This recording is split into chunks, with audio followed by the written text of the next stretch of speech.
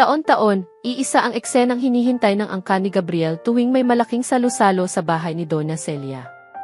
Hindi iyon ang litson, hindi ang mamahaling alak, at lalong hindi ang pilit nilang ipinagmamalaking pagkakaisa. Ako iyon. Ako ang paborito nilang panoorin kapag gusto nilang maalala kung sino ang pinakamadaling target sa pamilyang iyon. Nang gabing iyon, habang umiikot ang mga plato at tumatawa ang mga tiyahin sa mga lumang kwento, tumingala si Donna Celia sa akin na parang may itatama lamang na maliit na pagkakamali. Mira, sabi niya, matamis ang ngiti pero matalim ang boses, magdasal ka naman ng mabuti. Baka sakaling maawa ang Diyos at hindi ka na manatiling baok. Parang may malamig na tubig na ibinuhos sa buong katawan ko. May ilang napahagalpak. May ilang napaawang ang bibig na kunwari nagulat, pero halatang nasiyahan. Ang hipag kong silani ay yumuko para ikubli ang ngisi sa baso. Ang isa sa mga tiyahin ay humaplos pa sa braso ko at nagsabing, "Huwag mong damdamin, anak, concern lang si Celia." Concern. Iyon ang tawag nila sa panghihiya kapag gusto nilang magmukhang disente. Tumingin ako kay Gabriel. Katabi ko siya, asawa ko, lalaking nangakong ipagtatanggol ako noong araw ng kasal namin. Ngunit tulad ng dati, ang mukha niya ay yari sa kahihiyan na hindi kailanman naging tapang. Hindi siya umimik. Hindi niya pinigilan ang ina niya. Hindi niya man lang hinawakan ang kamay ko. Tahimik lang akong naupo. Sa loob ng bag ko, mahigpit kong hawak ang isang puting envelope.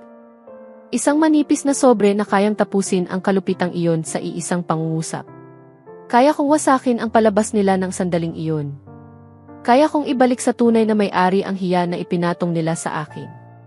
Pero hindi ako nagsalita. Hindi pa. Dahil ang katahimikan ko ng gabing iyon ay hindi kahinaan.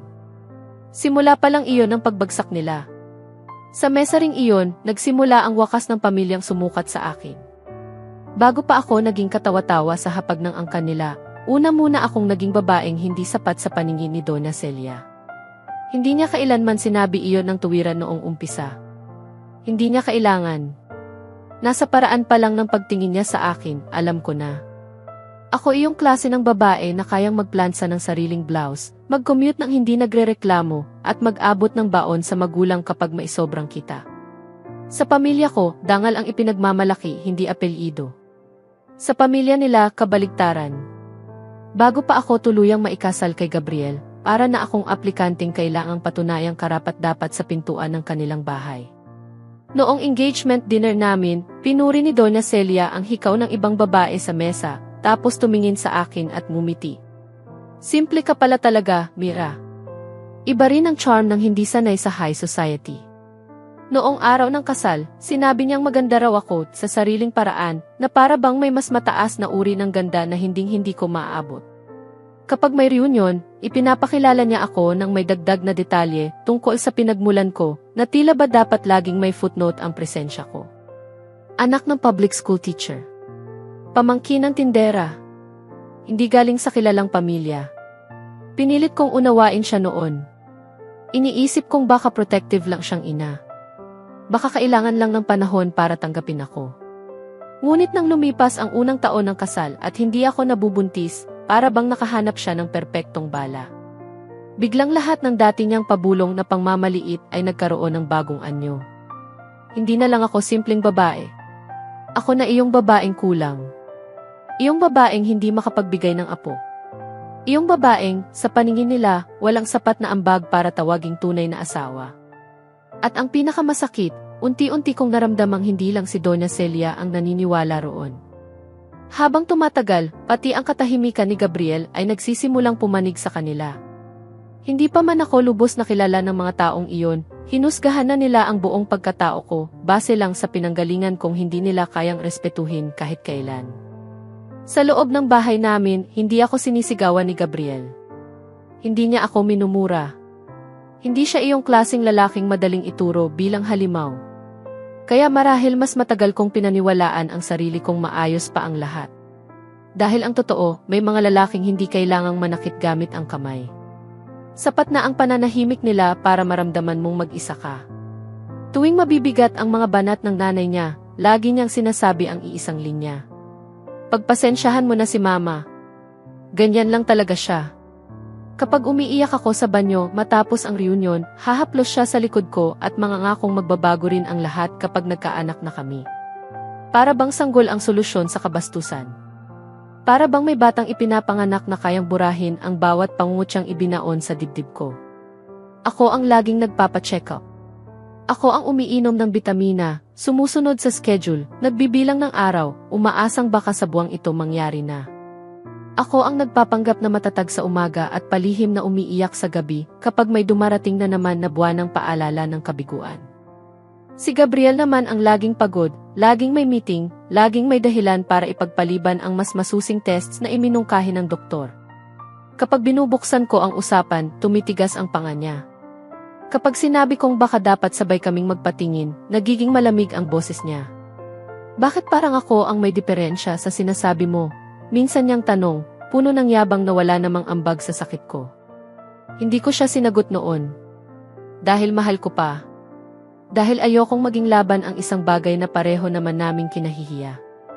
Pero habang tumatagal, may bahagi sa akin na napapagod na laging ako ang sinusuri, ako ang pinapainom, ako ang pinaghihintay, ako ang inaasahang mag-ayos sa problemang hindi naman sigurado kung akin. At doon unang nagsimulang mabuo sa isip ko ang tanong na matagal kong iniiwasan. Paano kung hindi ako ang may mali? Unti-unti kong napansin na sa bawat pagkakataong ako ang umiiyak, siya ang gustong aluin. Sa bawat pagkakataong ako ang nahihiya, siya pa rin ang gustong unawain. Doon ko unang naramdaman na may mga asawang hindi ka itinataksil sa ibang babae, kundi sa sarili nilang kaduwagan at sa iyong pag-asa mismo. Dumating ang araw na iyon nang wala namang kakaibang himig ang umaga. Karaniwang klinika lang, karaniwang amoy ng disinfectant, karaniwang lamig ng upuan sa waiting area. Ngunit nang tawagin ako ng doktor at isa-isang tignan ang mga resulta ko, may kakaibang lambot sa boses niya na para bang may gusto siyang ihanda sa akin. Ipinaliwanag niya ang bawat bilang, bawat finding, bawat terminong ilang buwan ko ng kinatatakutan. Tapos itinaas niya ang tingin niya sa akin at mahinahong nagsabi, "Mira, sa side mo, wala akong nakikitang problema. Maganda ang results mo." Hindi ako agad nakapagsalita. Para akong nahulog sa katahimikang matagal kong hindi nakilala. Relief ba iyon? O panibagong takot? Dahil kung hindi ako, sino? Marahan niyang iminungkahi na si Gabriel naman ang sumailalim sa kumpletong fertility workup. Nang sabihin ko iyon sa asawa ko, para akong nagbuhos ng gasolina sa apoy. Nairita siya. Nasaktan ang pride. Nagtampo na para bang ininsulto ko ang pagkatao niya. Ilang araw niya akong halos hindi kinausap. Ngunit isang gabi, matapos akong maabutang umiiyak sa gilid ng kama at paulit-ulit na sinisisi ang sarili ko, pumayag din siya, hindi dahil handa siyang humarap sa totoo, kundi dahil napagod siyang pakinggan ang sakit ko. Ilang linggo matapos ang tests, sabay naming tinanggap ang resulta. Binasa iyon ni Gabriel na parang umaasang magbabago ang laman kapag tinitigan ng matagal. Hindi nagbago. Ang problema ay wala sa akin. Nasa kanya. May kondisyon siyang malinaw na nakaapekto sa kakayahan naming magkaanak. Noong sandaling iyon, hindi ako nakaramdam ng tagumpay. Mas masakit ang dumating. Dahil biglang nag-iba ang anyo ng bawat insultong tiniis ko. Lahat ng pagtawag sa aking baog, lahat ng pangungutya, lahat ng tingin ng awa, biglang nagkaroon ng tunay na may-ari. At katabi ko ang lalaking matagal iyong alam dapat harapin, ngunit mas piniling hayaan akong madurog sa halip. Hindi ako natuwa sa pagbagsak niya. Mas nanikip ang dibdib ko sa bigat ng tanong kung ilang beses niya akong pinanood mapahiya, habang alam niyang hindi ko iyon dapat pasan at tahimik lang siyang pumili ng sarili sa una. Akala ko kapag lumabas na ang katotohanan, matatapos na ang pagpapasan ko ng hiya na hindi naman akin. Akala ko kapag napatunayan ng hindi ako ang may problema, sa wakas ay may isang taong tatayo sa tabi ko at magsasabing sapat na. Ngunit si Gabriel, sa halip na humawak sa akin, ay parang batang nawala ng masisilungan. Umupo siya sa gilid ng kama, nanginginig ang daliri at paulit-ulit na nagsabi ng iisang pakiusap. "Huwag muna nating sabihin kay Mama."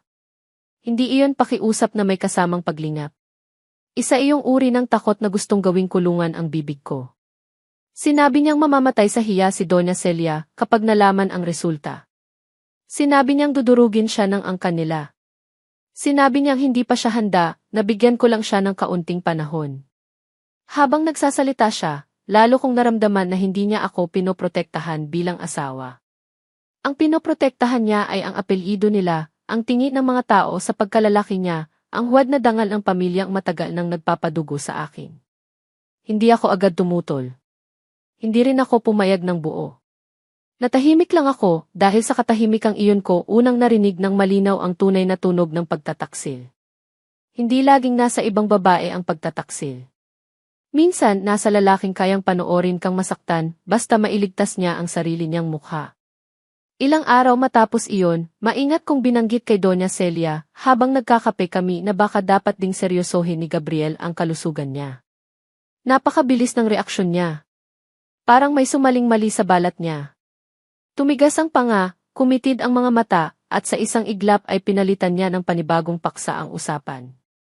Lalaki ang anak ko, sabi niya, sobrang bilis, sobrang depensa. Wala siyang ganyang problema. Doon ako mas kinabahan.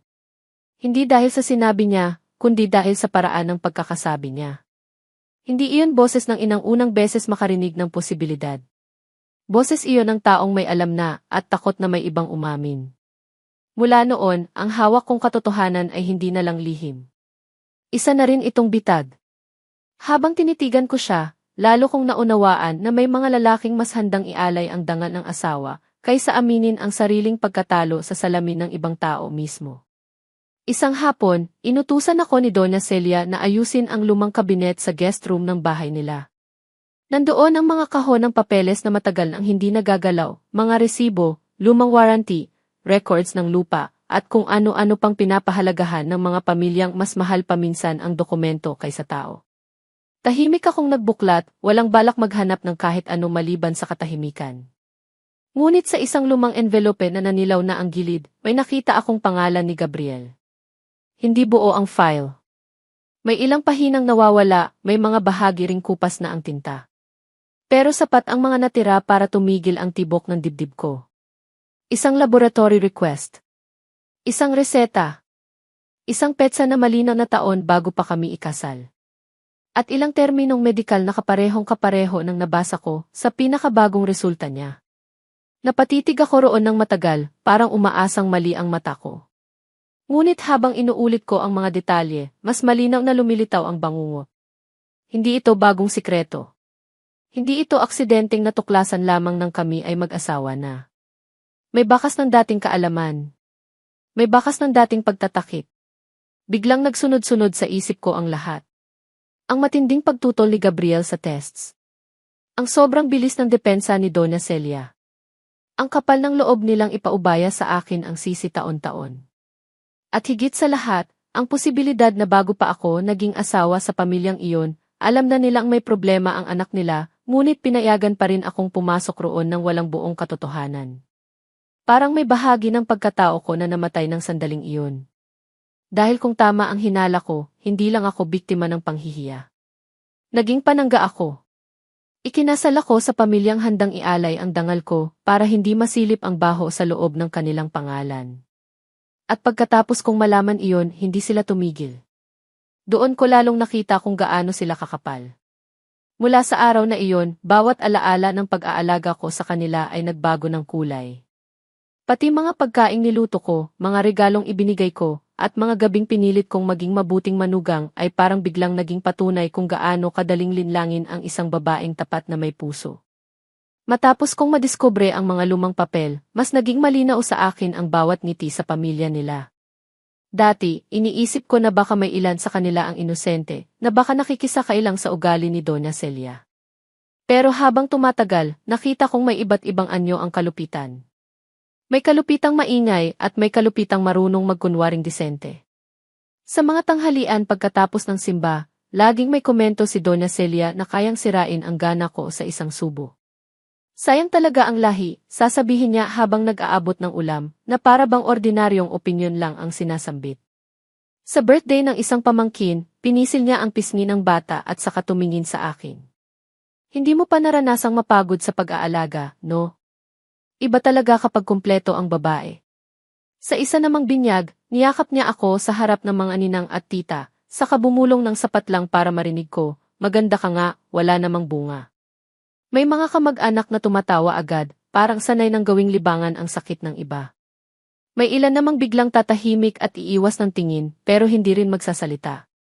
Ang hipag kong si Lani ay mahilig sabayan ang biyenan ko sa kunwaring concern. Ate Mira, kidsay mo kaya iyong doktor ng friend ko. Baka sakaling may pag-asa pa.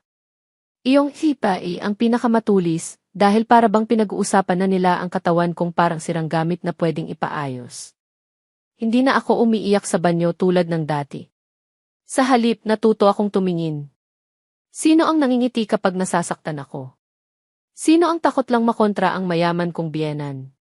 Sino ang may kutob na may mali ngunit mas piniling manatiling malinis ang sariling kamay kaysa ipagtanggol ang tama? Sa panlabas, ako pa rin ang tahimik na asawa. Ngunit sa ilalim ng katahimikang iyon, may tumitigas ng bahagi sa akin. Hindi na ako basta sugatan. Nagigising na ako. Sa bawat pagtitipon, mas luminaw na hindi lang iisang kontrabida ang kaharap ko. Isang buong sistemang pamilya ang nagpasyang gawing biro ang sugat ko para manatiling buo ang kwento nilang marangal sila, kahit marumi ang katotohanang itinatago nila sa loob ng bahay. Ang unang pagbabago sa akin ay hindi napansin ng kahit sino. Hindi ko naman ipinaalam. Hindi ko kailangang sabihin sa kanila na unti-unti ko nang ibinabalik ang sarili ko mula sa pagkakabura. Nagsimula ako sa maliliit na bagay. Iyong sideline kong paggawa ng souvenir sets at gift packaging na minsang tinawanan ni Doña Celia bilang kipang divisorya lang, muli kong binuhay. Sa umpisa, ilang order lang mula sa dating office mates at kapitbahay. Pagkaraan ng ilang buwan, dumami ang kliyente. Natuto akong humawak ng sariling pera nang hindi nagpapaalam, hindi nagmamakaawa, hindi umaasang maisasalo kapag bumagsak ako. Kasabay noon, naging maingat ako sa lahat ng maaaring magpatunay ng totoo. Gumawa ako ng kopya ng medical results. Inayos ko ang mga petsa, reseta, at lumang papel na nakita ko. Itinabi ko pati mga mensahe ni Gabriel kapag humihingi siya ng oras at katahimikan. Hindi dahil gusto kong maghiganti agad, kundi dahil ayokong dumating ang araw na baliktarin nila ako at sabihing baliw lang ako, mapanira, o desperadang asawa. Mas mahalaga pa roon, unti-unti kong binawi ang paningin ko sa sarili. Dati, bawat salitang tibaog ay parang pako sa dibdib. Bawat reunion ay parang paalala na kulang ako. Ngunit nang malaman ko ang katotohanan, nagsimula kong makita kung gaano kalinaw ang daya. Hindi pala ako ang kulang. Sila ang may kakulangan sa tapang, sa dangal, sa awa. Hindi ibig sabihin na nawala ang sakit. Masakit pa rin. May mga gabing nakatitig ako sa kisame, iniisip ang batang pinangarap kong yakapin. May mga umagang nainggit ako sa mga babaeng may simpleng tahanan pero may asawang marunong manindigan. Pero hindi na ako nalulunod gaya ng dati.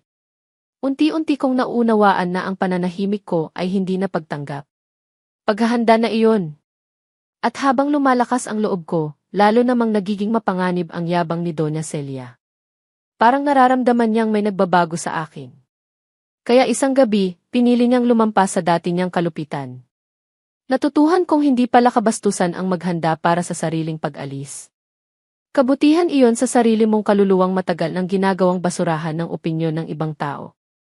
Habang lumalago ang maliit kong kabuhayan, mas lumilinaw rin sa akin na ang babaeng may sariling paa ay hindi kailangang makiusap para igalang at hindi kailangang magpakumbaba sa mga taong walang kakayahang maging makatao kahit kailanman. Nang gabing iyon, kami lang dalawa ni Doña Celia sa lanai nila. Katatapos lang ng hapunan at umuwi na ang karamihan. May hawak siyang tasa ng tsaa, maayos ang buhok, banayad ang mukha, parang isang inang may nais lamang ibahaging sensitibong payo sa asawa ng anak niya. Iyon ang paborito niyang anyo kapag may pinakamadilim siyang sasabihin. Mira, mahina niyang bungad, kung mahal mo talaga si Gabriel, dapat marunong ka ring magsakripisyo para sa pangalan ninyo. Hindi ako sumagot. Tinitigan ko lang siya. At doon niya dahan-dahang inilatag ang kababawang akala niya ay karunungan. May mga paraan daw ngayon para magkaroon ng anak nang hindi nalalaman ng iba. Pwede raw donor. Pwede raw isang tahimik na arrangement na kami-kami lang ang nakakaalam. Ang importante, may batang maipapakita sa angkan. May tagapagmana. May apong maihaharap sa mga taong matagal na niyang pinagyayabangan. Habang nagsasalita siya, pakiramdam ko hindi ako tao sa paningin niya. Isa akong sisidlan. Isang katawang pwedeng gamitin para mabuo ang istoryang gusto nilang paniwalaan ng mundo. Hindi mahalaga kung sino ang masasaktan. Hindi mahalaga kung anong kasinungalingan ang kakailanganing ikubli habang buhay. Ang mahalaga, malinis pa rin sa tingin ng iba ang anak niyang lalaki. Kung marunong kang magmahal, dagdag pa niya, huwag mong gawing mas mabigat para kay Gabriel ang kahinaan niya. Kahinaan niya. Iyon ang unang pagkakataong halos aminin niya, pero kahit doon, hindi pa rin katotohanan ang inialay niya. Ang gusto pa rin niya ay ang katahimikan ko. Doon ko tuluyang naintindihan na walang hangganan ang kayang gawin ng mga taong takot mapahiya. Hindi sapat na ako ang sinisi. Gusto pa nila akong gawing kasabwat sa kasinungalingan gamit mismo ang katawan ko. At nang sandaling iyon, may tahimik na pinto sa loob ko na tuluyan ng nagsara. Alam kong darating ang oras ng pagsagot. Kailangan ko lang hintayin ang lugar kung saan pinakamasakit itong maririnig. Umuwi akong parang may apoy sa lalamunan ngunit yelo ang isip. Hindi na ako nalito kung masama ba ang iniisip ko tungkol sa kanya. Walang mabuting taong kayang hingin sa kapwa babae ang ganong uri ng paglimot sa sariling dangal para lang manatiling buo ang huwad nilang pangalan sa lipunan at simbahan. Dumating ang reunion ng angkan na parang pista ng kayabangan.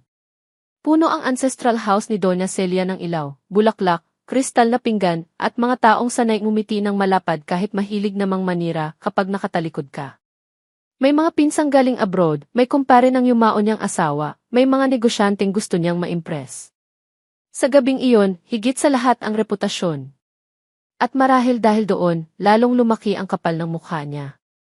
Nasa mahabang hapag kaming lahat nang simulan na naman niya ang palabas. Una, pahaging lang.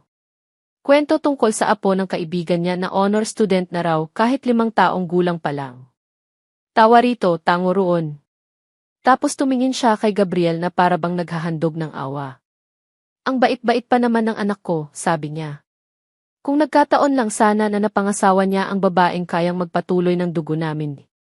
Tahimik ang buong mesa, pero iyong uri ng katahimikang gutom sa susunod na hiwa. Naroon ang mga matang sabik sa eskandalo, kunwari disente, pero ayaw namang pumalag sa kalupitan. Huminga si Doña Celia at saka ako diretsahang tiningnan. Hindi lahat ng babae binibiyayaan. Iyong iba hanggang asawa lang. Hindi naging ina. May kung anong nagkagulo sa loob ko, pero hindi na iyon ang dating pagkawasa. Dati, kapag ganyan ang mga salita niya, parang hinihiwa ako ng dahan-dahan habang nakatali ang mga kamay ko. Pero sa gabing iyon, iba na. Naroon pa rin ang sakit. Naroon ang hiya ng pagiging sentro ng tingin ng lahat. Naroon ang panginginig sa laman. Ngunit kasabay niyon ang malamig na katiyakan na ito na ang pinakahuling pagkakataong ibibigay ko sa kanila para tapakan ang pagkatao ko. Tumingin ako kay Gabriel. Tulad ng dati, nag-ielo siya sa sariling upuan. Hindi na ako umasa. Dahan-dahan kong inilapag ang kutsara. Pinunasan ang mga daliri ko, at inabot ang bag ko sa likod ng silya. Sa wakas, handa na akong ibalik sa gitna ng mesa ang katotohanang matagal nilang ibinaon sa akin. Narinig ko pa ang mahinang bulungan ng 2 tita sa dulo ng mesa, iyong uri ng bulong na kunwari naaawa, pero sabik namang makiulat sa iba kinabukasan. Doon ko naisip na kapag hinayaan ko pang lumipas ang gabing iyon, ako na rin ang papayag sa sarili kong paglapastangan sa harap nila mismo. Walang nagsalita nang buksan ko ang bag ko. Marahil akala nila may panyo akong kukunin, o tubig, o isa na namang tahimik na dahilan para makaligtas sa eksena. Ngunit inilabas ko ang puting envelope at maingat na inilapag iyon sa makintab na kahoy ng mesa. Napatingin doon si Doña Celia. Napatingin din si Gabriel. Sa unang pagkakataon sa loob ng maraming taon, hindi ako ang mukhang kinakabahan. Matagal na po akong nanahimik, sabi ko, pantay ang boses, walang luha, walang sigaw. Hindi dahil totoo ang mga sinasabi ninyo, kundi dahil ayokong wasakin ang asawa ko sa harap ng sarili niyang pamilya. Ramdam ko ang bawat matang nakatutok sa akin, pero hindi na iyon parang patalim. Mas para na iyong mga testigong matagal kong hinihintay. Binuksan ko ang sobre at inilabas ang mga papel. Pero hindi ko nahahayaan na yurakan ninyo ang pagkababae ko para lang may maitago kayong katotohanan. Nagunahan ang hininga sa paligid. Si Doña Celia ay pilit pa ring tuwid ang likod, ngunit namutla ang pisngi niya. Si Gabriel ay hindi makatingin ng diretsyo. Hindi ako ang may fertility problem, malinaw kong sabi. At may dahilan akong maniwalang hindi ito bagong impormasyon sa pamilyang ito. Inilapag ko sa tabi ng bagong medical results ang kopya ng lumang laboratory request na nakita ko sa bahay nila. Hindi ko kailangang taasan ang boses. Ang mga petsa na mismo ang sumigaw para sa akin. May isang tiyahing napasinghap. May pinsang biglang yumuko sa cellphone na hindi naman tinitingnan. At sa gitna ng katahimikan, doon ko unang naranasan ang kakaibang anyo ng hustisya. Iyong hindi mo ipinaglalaban sa sigawan, kundi inilalagay mo lang sa harap ng mga tao hanggang sila na mismo ang mapilitang tumingin. Sapat na po, sabi ko kay Doña Celia. Matagal ninyo akong ginawang sisidlan ng hiya. Ngayon, ibinabalik ko na ito sa tunay na may-ari. Hindi ko na kailangang ipaliwanag ang lahat ng sugat. Sapat nang makita nila kung paanong ang babaeng ilang taon nilang minamaliit ay siyang may pinakamatibay na lakas ng loob sa buong silid samantalang ang mga mapanghusga ay unti-unting nawawalan ng mukha at tinig. Parang bumigat ang hangin sa buong silid. Iyong mga taong kanina lang ay halos malaglag sa tawa, ngayon ay tila takot huminga ng malakas. May ilan na nakatitig sa mga papel sa mesa na para bang baka magbago ang laman kapag hindi sila kumurap.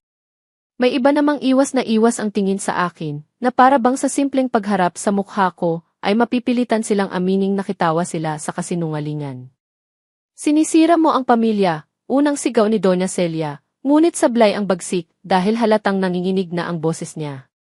Tinuro niya ako na parang ako ang salot na dumapo sa angkan nila. Ngunit sa pagkakataong iyon, wala nang bigat ang daliri niya. Lahat nakita ang pamumutla niya.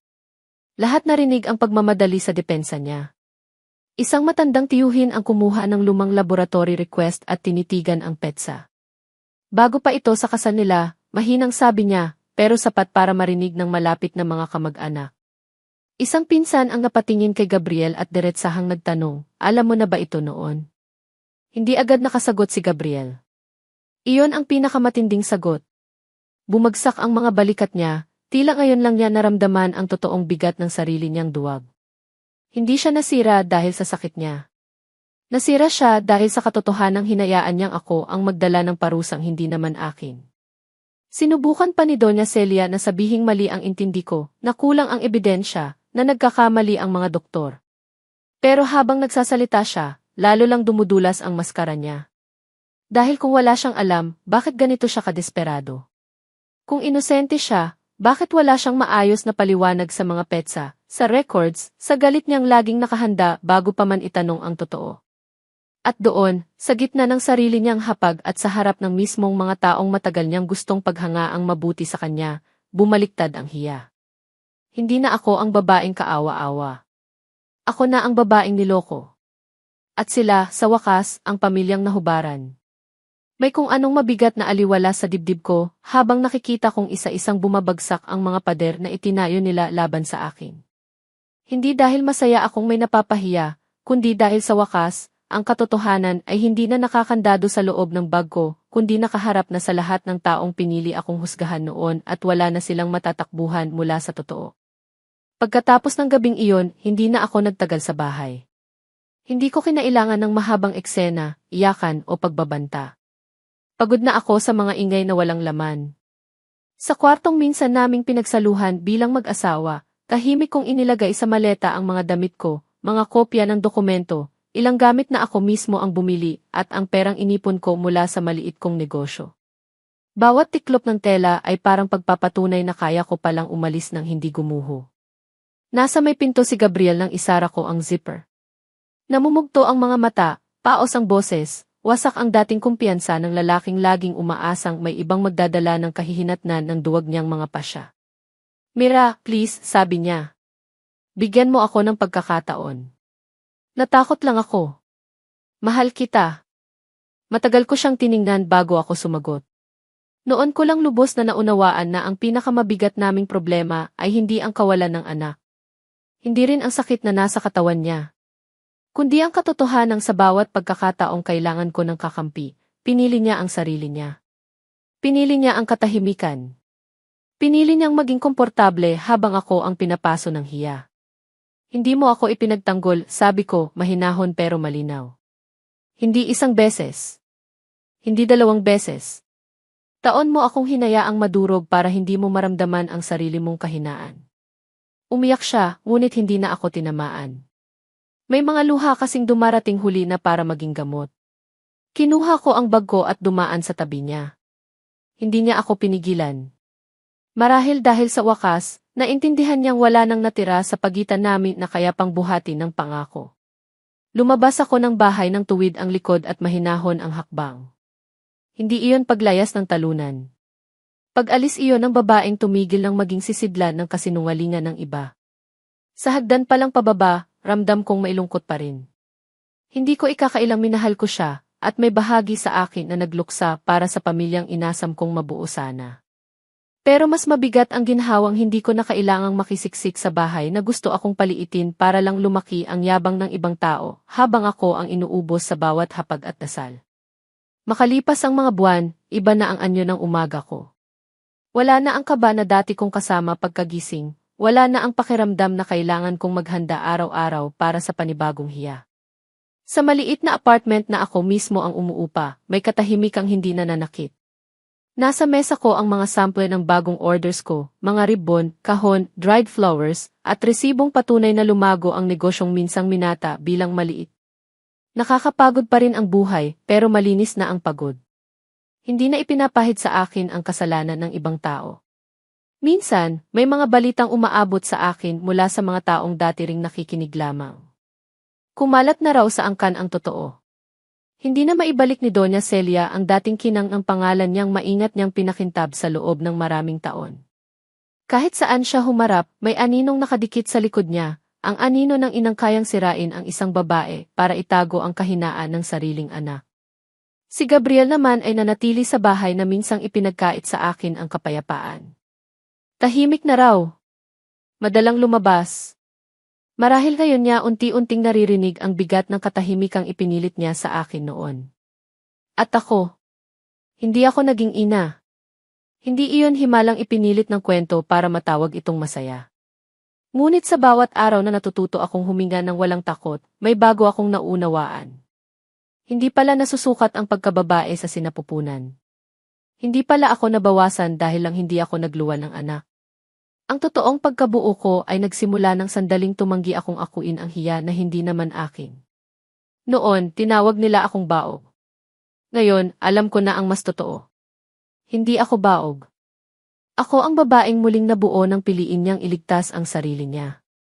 Kapag humaharap ako ngayon sa salamin, hindi na awa ang nakikita ko kundi respeto. Iyon ang regalong hindi na maaagaw ni Numan, kahit ng pamilyang minsang nagpasya na wala akong halaga. At sa bawat bagong order, bawat bayad na kinikita ko, mas lumalalim ang katahimikang marunong ng maghilom sa pusong dati nilang tinapakan ng walang awa.